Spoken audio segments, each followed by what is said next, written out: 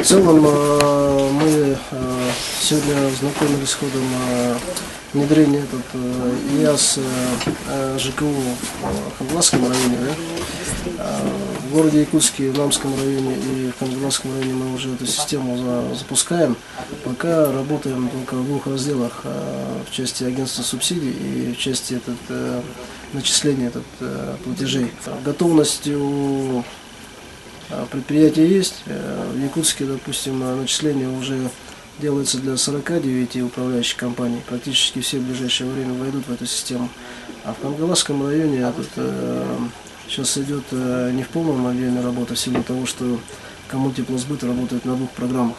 А на той программе, которая ранее работала, и на той программе, которая будет работать в будущем.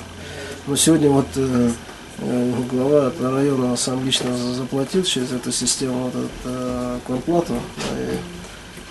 Думаю, что в ближайшее время Коммунтеплосбыт здесь полностью перейдет.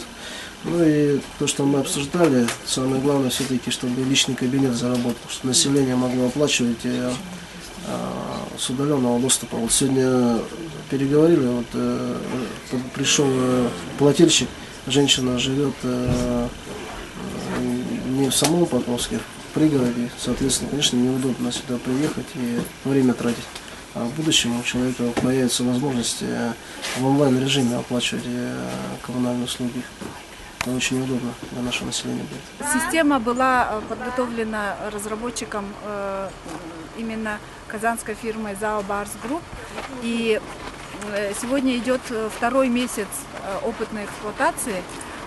Сотрудники Хангаласского участка работают параллельно в двух системах.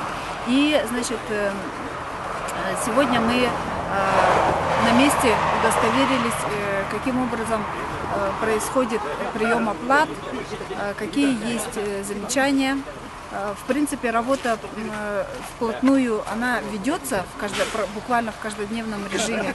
Но сегодня представилась такая возможность, когда с этим ознакомились министерство, руководство ГП ЖКХ и руководство района Хангаласского. Сегодня эта система является основанной на передовых облачных технологиях, которая позволяет именно создавать то удобство для граждан, для всех участников этого взаимодействия. В первую очередь появляется возможность прозрачности, возможность посмотреть в режиме онлайн в личном кабинете все начисления, их расчеты, ход расчетов и возможность оплатить эти услуги через систему именно онлайн-платежей, безналично, не выходя из дома, без очередей, которые сегодня создают достаточно напряженную ситуацию, в республике. Вообще система Дом онлайн имеет портал, называется электронная ЖКХ Республики Саха-Якутия, и там будет личный кабинет.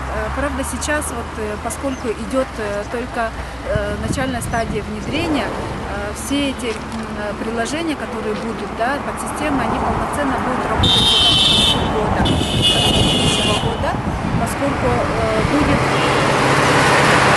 прием в промышленную эксплуатацию. Система должна быть еще сертифицирована, защита персональных данных предстоит. Такие работы будут еще проводиться. Спасибо.